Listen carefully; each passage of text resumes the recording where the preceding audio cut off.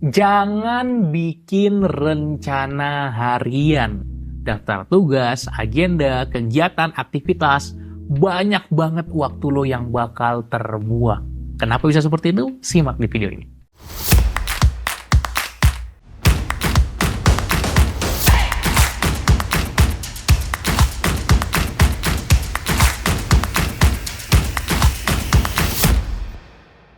Hai, balik lagi bareng gua Umar di channel Pembelajar Produktif yang membahas seputar produktivitas dan pengembangan diri. Silahkan ikuti konten-konten lainnya yang ada di Instagram, TikTok, serta podcast kita di Spotify, Cerita Pembelajar. Kali ini gue bakal bahas satu pertanyaan yang sering banget masuk lewat komen, lewat DM, lewat webinar. Banyak yang tanya juga di Zoom biasanya. Bang, biasanya ketika kita bikin jadwal itu setiap kapan? Setiap hari kah? Pagi hari, malam sebelumnya? Atau mungkin seminggu sekali atau sebulan sekali? Dan inilah jawabannya.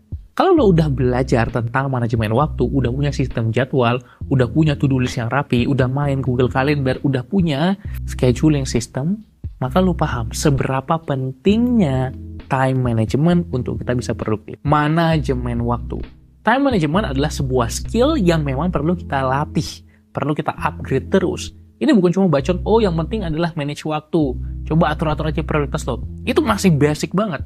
At least lo udah manage waktu dengan baik. Lo udah punya jadwal yang rapi, terstruktur, dan bisa dijadikan panduan. Maka, yang paling efektif adalah membuat jadwal setiap pekan. Seminggu sekali. Gue udah coba semuanya. Gue udah coba harian, mingguan, bulanan. Yang paling pas, paling efektif adalah mingguan. Bahkan secara natural, memang kalau kita menggunakan berbagai aplikasi kalender, kita pakai yang tampilan weekly. Biasanya ada tampilan daily, tampilan weekly, monthly, dan tampilan agenda. Pilihlah yang weekly, yang mingguan.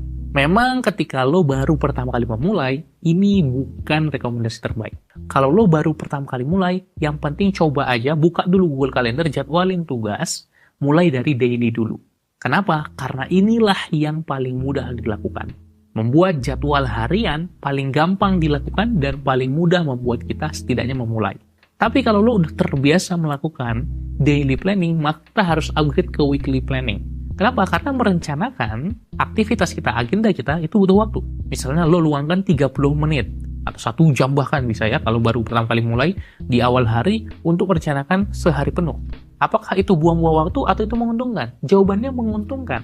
Kenapa? Karena dengan kita punya rencana yang jelas, punya clarity, punya kejelasan terhadap hari ini mau ngapain aja, kita akan produktif seharian, kita akan fokus, kita tahu apa yang mau dilakukan. Dan kita bisa menyelesaikan lebih banyak daripada orang lain.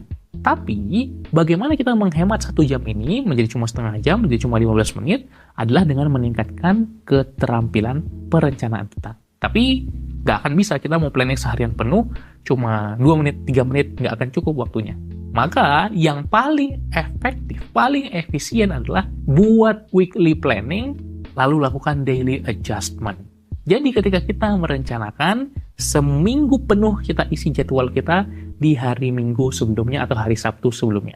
Jadi setiap weekend, lakukan evaluasi untuk seminggu ini seperti apa, bagus atau enggak, dan kita buat rencana untuk seminggu ke depan. Barulah nanti setiap hari, di awal hari atau paginya, kita coba adjust lagi.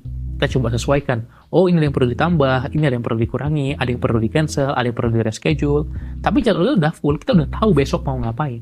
Tinggal kita ganti-ganti aja dikit. Kadang ada yang perlu di-cancel, reschedule. Kalau misalnya kita menggunakan digital calendar seperti Google Calendar, ini tampilan Google Calendar gua, kita bisa dengan mudahnya drag and drop, pindahin jadwal. Jadi tetap kita harus punya jadwal yang fleksibel.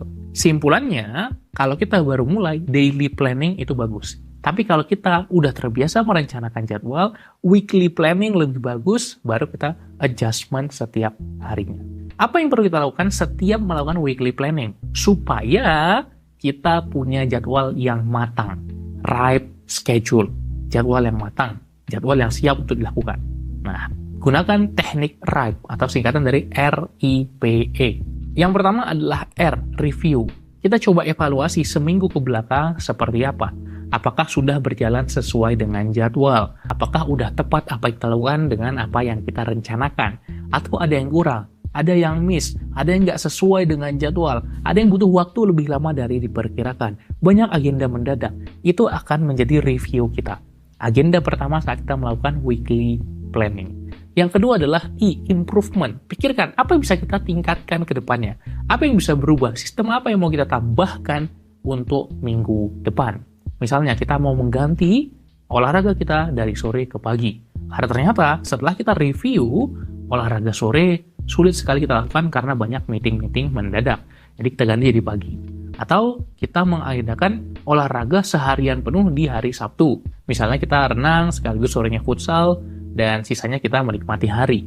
Karena kita rasa Senin sampai Jumat, waktunya udah nggak ada lagi.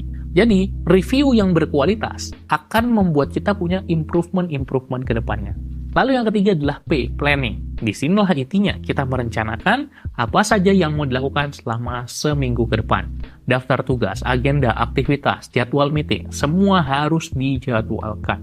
Dan terakhir yang keempat, bersiap untuk E, execution. Udah kita rencanakan, jangan cuma tertulis di jadwal. Banyak banget yang kayak gitu.